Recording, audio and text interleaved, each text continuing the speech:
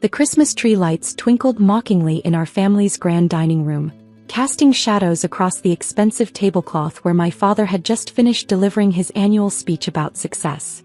I sat quietly, pushing around the remains of my turkey dinner, trying to ignore the familiar ache in my chest. And of course, he continued, raising his crystal wine glass, we must congratulate Michael on another record-breaking year for our hotels. The Princeton Group continues to dominate the luxury hospitality market. My brother Michael beamed, straightening his designer tie. At 32, he was the golden child, the chosen heir to our family's hotel empire. The Princeton Group 15 luxury hotels across the country, each one more opulent than the last. Speaking of success, my mother chimed in, her diamond bracelet catching the light as she reached for more wine. Diana, darling, isn't it time you gave up this ridiculous consulting business of yours? The position of marketing director at the Princeton is still open. I gripped my fork tighter. At 29, I'd spent the last 2 years building my own hospitality consulting firm from scratch. Not that anyone at this table cared. My business is doing fine, Mom, I said quietly. In fact, I just signed a major client last week. Michael snorted into his wine glass. Let me guess. Another struggling bed and breakfast? Or maybe a quaint little motel off the highway? Actually, I started, but my father cut me off. Diana, he sighed, using that condescending tone I'd grown to hate. Still that pathetic dreamer. When will you understand? The hospitality industry isn't for dreamers. It's for players. Real players like your brother. The words hit like physical blows, but I kept my face neutral. They didn't know about the deals I'd been making, the properties I'd been quietly acquiring through shell companies. They had no idea that while they mocked my small consulting firm, I was orchestrating one of the biggest takeovers in the industry. You know, Michael added, the Princeton just acquired that boutique chain in California. 30 properties just like that. He snapped his fingers. What have you acquired lately, sis? A new coffee maker for your home office. The table erupted in laughter. Even my mother's new husband, Ted, joined in, though he'd only been part of the family for 6 months. Just then my phone buzzed. The caller ID made my heart skip. Sarah Collins' acquisitions team. I answered, keeping my voice level. Yes. Ma'am. Sarah's voice was crisp and professional. Should we proceed with buying their struggling hotel chain? The Princeton Group stocks just hit the target price you specified. The entire table had gone quiet, straining to hear the conversation. I stood up slowly, making sure my next words carried clearly across the suddenly silent dining room. Yes, proceed as planned. Initiate protocol echo. My father's fork clattered against his plate. What was that about the Princeton Group? I smiled, remembering all the board meetings I'd secretly attended under different names, the shares I'd been accumulating through various investment firms, the loyal employees I'd been quietly recruiting. Oh, nothing important, I said lightly. Just some business matters. Diana, my father's voice had lost its mocking tone, replaced by something closer to concern. What exactly does your consulting firm do? Before I could answer, Michael's phone rang. Then my father's. Then 3 more phones around the table. The Princeton Group's emergency alert system was working perfectly, just as I'd designed it to. Michael's face went pale as he read the message. Dad, he whispered, the shares. Someone's buying everything. The price is skyrocketing. Impossible, my father snapped, but his hands shook as he pulled up the stock ticker on his phone. Who would dare? Who could possibly? My phone buzzed again. I answered on speaker this time. Yes, Sarah. Phase 1 complete, Miss Princeton. We now own 51% of the Princeton Group's shares. Should I proceed with calling the emergency board meeting? The crystal wine glass slipped from my mother's hand, shattering against the expensive hardwood floor. The sound echoed through the dining room like the beginning of an avalanche. I looked around the table at my family's shocked faces, savoring the moment I'd worked towards for 2 years. Yes, Sarah. Call the meeting. For tomorrow morning, 9 a.m. sharp. I paused, letting my next words sink in. Let's show them what this pathetic dreamer can do. The Christmas tree lights suddenly seemed brighter, more celebratory. This holiday was about to become very interesting indeed. The chaos that erupted in our dining room was almost theatrical. Michael knocked over his chair as he jumped up, frantically dialing his business partners. My father's face had turned an alarming shade of red as he barked orders into his phone. My mother alternated between shooting me betrayed looks and trying to calm everyone down. "Stop." My father's voice boomed across the room. "Diana, explain yourself. Now." I leaned back in my chair, feeling surprisingly calm. "What's there to explain? I saw an opportunity in the market and I took it. Isn't that what you always taught us, Dad? To be players, not dreamers." "This isn't possible," Michael interrupted, his designer tie now crooked. "You don't have this kind of money. You couldn't possibly." "Actually," I cut him off, pulling out my tablet. "Let me show you exactly what's possible when you underestimate someone for years." I pulled up a presentation and projected it onto the dining room wall, right next to their precious family portraits. 2 years ago, while you were all mocking my consulting business, I was meeting with international investors. That pathetic firm of mine? It was just a front. Slides began flashing across the wall. Acquisition reports, property portfolios, investment statistics. My family's faces grew increasingly pale as they realized the scope of what I'd built. Those struggling bed and breakfasts you laughed about, Michael? Each one was strategically located near a Princeton hotel. Those highway motels? Perfect distribution points. While you were busy bragging at charity galas, I was creating a network that's about to revolutionize the industry. My father slammed his hand on the table. "You went behind our backs. Conspired against your own family." "Family?" I laughed, but there was no humor in it.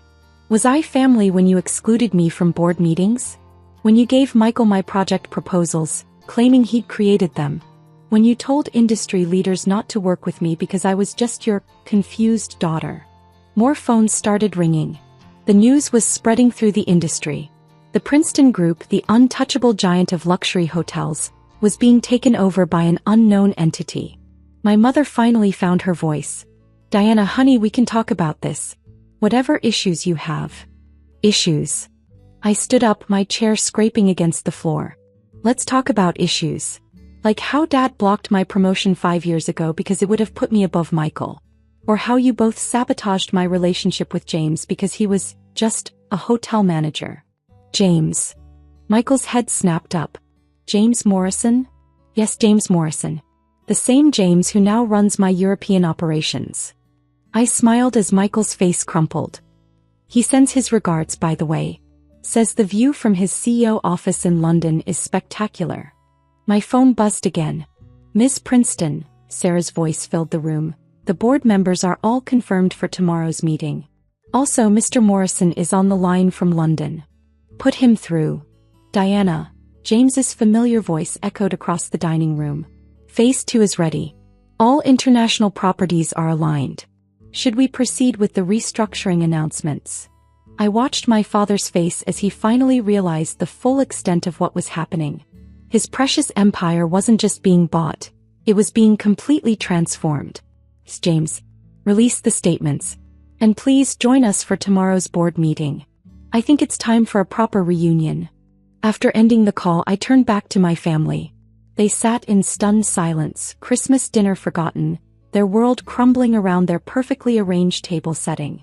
"Tomorrow morning," I said, gathering my things, "the hospitality industry is going to wake up to some interesting news. The Princeton Group isn't just getting a new owner, it's getting a complete overhaul. New management, new direction, new vision." "You can't do this," Michael whispered, but his voice lacked conviction. I paused at the dining room door. "I already have. When, Dad?" "About that marketing director position." I smiled. "I think I'll pass. I prefer the title of CEO." As I walked out, I heard my mother burst into tears and my father's heavy breathing. But for the first time in years, those sounds didn't affect me. Tomorrow would bring even bigger changes and I needed to prepare. This was just the beginning. The Princeton Group's main boardroom looked different from this side of the table. I sat at the head, watching as board members and executives filed in at 8:45 a.m. My father and Michael arrived last, both looking like they hadn't slept.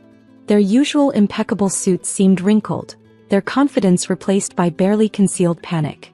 "Good morning," I said, my voice carrying across the room. "Please, take your seats. We have a lot to cover." James Morrison appeared on the large screen behind me, joining virtually from London. I caught the slight nod he gave me, Everything was ready. First, I began opening my laptop. Let me formally introduce myself. Many of you know me as Diana Princeton, the founder of Phoenix Hospitality Consulting.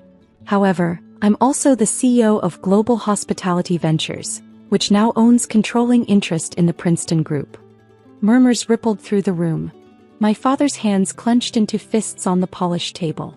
Over the past 2 years, I continued, my team has been analyzing every aspect of this company. What we found was disappointing. I clicked through slides showing declining satisfaction rates, outdated systems, and dropping revenue in key markets. The Princeton Group has been coasting on its reputation while the industry evolved around it. You've ignored emerging markets, dismissed innovative technologies, and maintained an outdated hierarchy that rewards loyalty over competence. Michael started to speak, but I held up my hand. I'm not finished. James, please share the European numbers. James's presentation revealed how our international properties had already begun implementing new systems, resulting in a 40% increase in efficiency and guest satisfaction.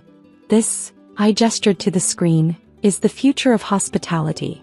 Not gold-plated faucets and overpriced minibars, but seamless experiences, sustainable practices, and actual innovation.